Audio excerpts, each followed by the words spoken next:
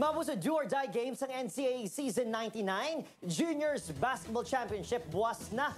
Pagpanghanda sa duha ka team Ibalaon. Nakatutok, Rudjimar, sukal dito. And ako, I didn't say na magaling yung coaching staff namin, but God is magaling.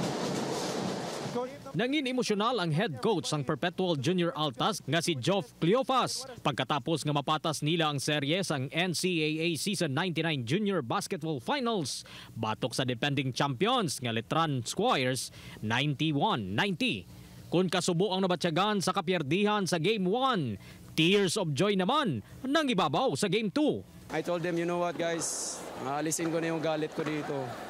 But I want you to fight. Let's just play basketball, dive the ball, go hard, and we'll see kung ano talaga makuha. I really appreciate the competition ng kabilang team. So it was hats off to them.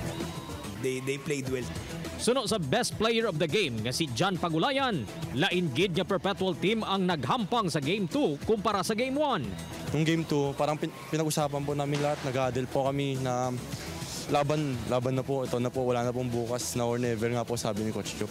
Halin sa now or never para sa Perpetual sa Game 2. Buwas Sabado, do or die para sa kampyonato ang duha ka team. Alam kong sobrang lakas talaga ng Letran, and it's just a blessing today. And then I don't want to say that we're gonna take that Game 3, but God only knows that.